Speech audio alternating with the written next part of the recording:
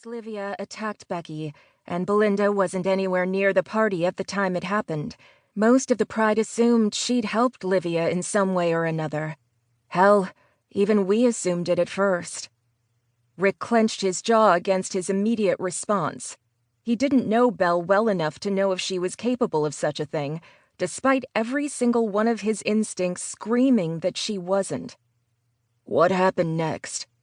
Livia was outcast, and Belle... Emma looked up at Max, but it was Simon who answered. Belle proved herself to us. She helped save Becky when Becky collapsed at work, and she sacrificed herself to save Sherry from a psychotic stalker. Simon shook his head. I never thought Belle had it in her to do that, but she proved me wrong. She proved all of us wrong. Max snuggled Emma close, a frown on his face. But we've had a difficult time getting the rest of the Pride to see that, despite everything she's done. In essence, they've shunned her. She's lost her job, almost lost her apartment, and even with her injury, we had a hard time getting volunteers to protect her when she needed it. Rick bit back a growl. The danger was past, and they had figured out how to protect his mate in the end. But the fallout on Belle had been, in Rick's mind, totally unwarranted.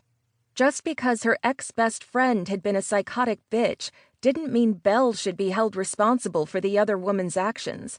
He couldn't wait to get her away from the self-righteous assholes who were making her life a misery. He stood, ready to walk out Max's front door, put his female in his car, and take off for home. Rick, Becky stood, ignoring Simon's outstretched hand. I'm probably one of the last people Belinda would expect to stand up for her right now, but I have to say, she's had a horrible time of it. Don't make it worse for her. Max blocked his path to the front door. Are there any doctors up by you who can handle an injured shifter? Any who can deal with the physical therapy she's going to need? Rick growled. Max, the smug bastard, smiled. Are you willing to move down here for the next few months? No? Then go home. Let her heal. Then when she's ready, come and take her. Take her home. What? Max turned to his little dark-haired mate. Take her home. You said take her.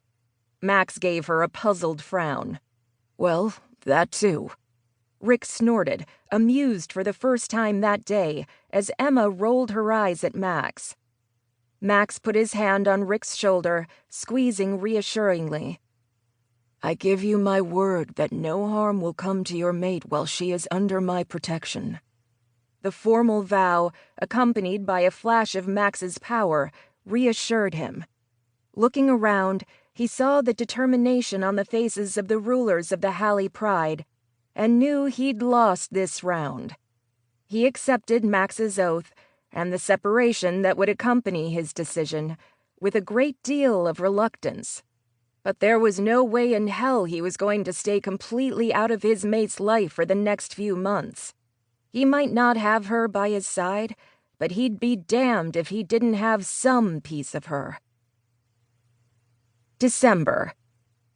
Belle picked up the little handheld computer Rick had sent her and smiled. She'd only been out of the hospital for a little over a month, but he'd text messaged or called every single day without fail. He'd even set up the chat program for her. She'd laughed when she saw the handles he'd given them both. Big Bad Wolf 837. How's my Luna today? She started typing on the minuscule keyboard. The concentration helped with the pain, sometimes. Bella Luna 1345. So. Therapy was a bitch. No pun intended. I think my therapist was trained personally by the Marquis de Sade in a previous life. You? Big Bad Wolf 837. Work. Something he very rarely discussed. One of these days she was going to nail his ass down and find out what he did for a living. Big Bad Wolf 837. You get my Christmas present? She smiled as she thought of the present he'd sent. A beautiful aqua silk scarf, a pair of diamond earrings, and a thin gold chain had been in the exquisitely wrapped present. Knowing men...